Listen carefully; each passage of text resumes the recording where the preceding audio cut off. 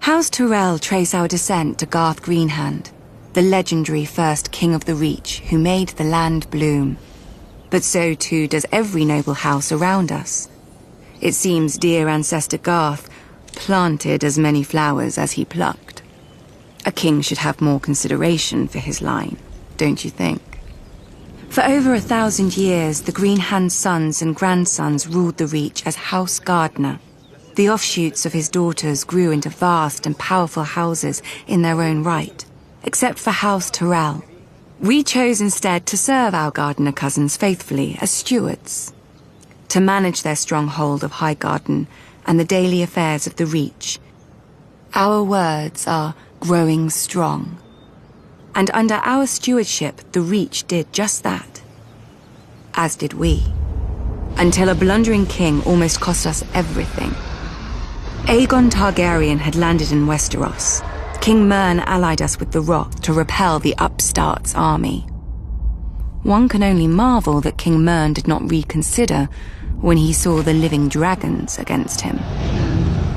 Perhaps he should have sought counsel from his trusted stewards before he set out. Then again, perhaps he did. At the Field of Fire, Aegon, and let us not forget, his sisters, burnt the combined armies of the Reach and Rock. King Mern paid for his misjudgment with his life and that of his ancient family.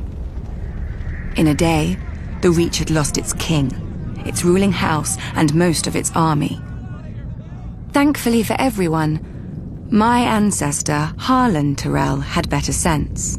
Until the maesters sorted out the entail among Mern's cousins, Harlan the Steward was acting lord of Highgarden. To ensure peace and life in the Reach, he would yield the castle to Aegon. The other castles and families would then follow, as they had since the Dawn Age. Aegon had a continent to conquer, and the fertile Reach was too valuable to raise. He accepted Harlan's proposal and welcomed our lands into his kingdom. To show his gratitude, Aegon entitled Harlan to Highgarden, the castle his family had served for 1,000 years, and made House Tyrell his wardens of the south, choosing us over older, greater families in the Reach. Our house thus owed everything to the Targaryens. So is it any wonder we stayed true to King Aerys, even during his madness, and even after Robert Baratheon rebelled? Some may question my father for laying siege to the Baratheons' home, instead of marching to aid Prince Rhaegar before Robert could kill him and scatter the royal army.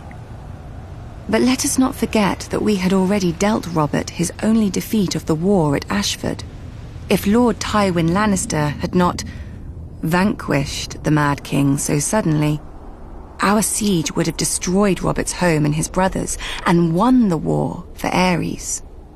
But when the Targaryens fell, House Tyrell again chose peace and prosperity over war and devastation, and bent the knee to King Robert Baratheon, first of his name. We returned to Highgarden to manage the affairs of the Reach, as we had for thousands of years, and will for 1,000 more.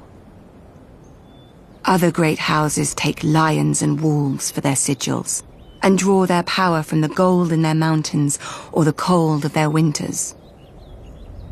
But mountains run dry, winter yields to spring, and the rose blooms once more.